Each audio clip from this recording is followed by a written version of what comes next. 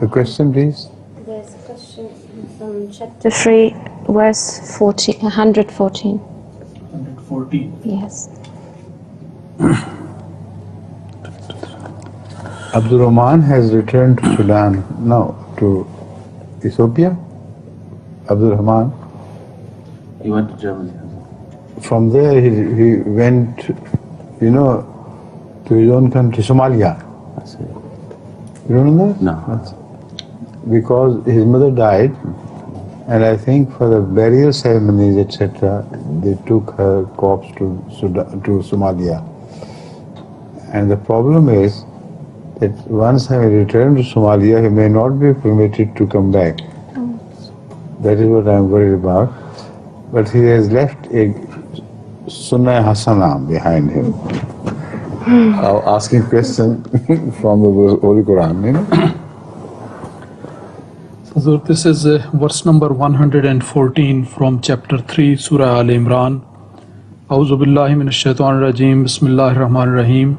Laysu sawa min ahlil kitabi ummatun qa'imatun yatluna ayatillahi ana al-layli wa hum yasjudun. The translation is, they are not all alike.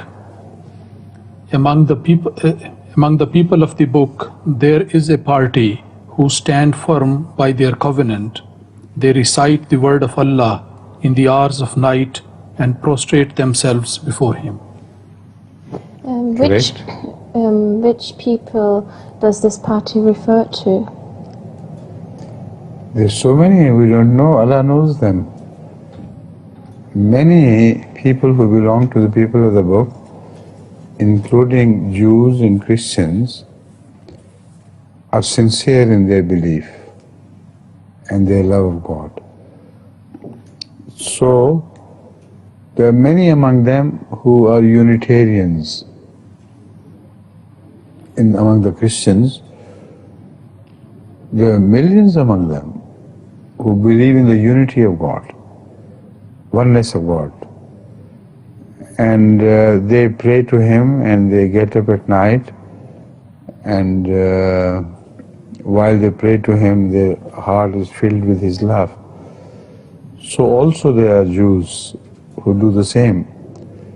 So it is the beauty of the Holy Quran that it pays homage to their loyalty to Allah and recognize their loyalty to Allah. Right?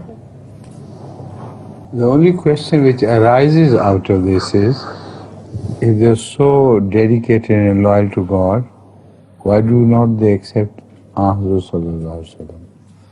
the founder of Islam? The answer is that many of these people are unaware of the truth of Islam and the truth of the Holy Prophet. So the message of Islam which has been conveyed to them is conveyed by such prejudiced people, as that message is not really acceptable.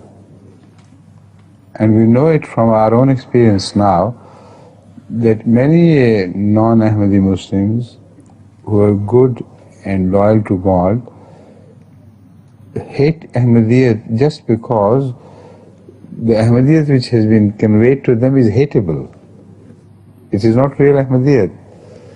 So that is exactly what happens in the case of Islam and the person of Muhammad, because the true image of Rasulullah and Islam has not been conveyed to them.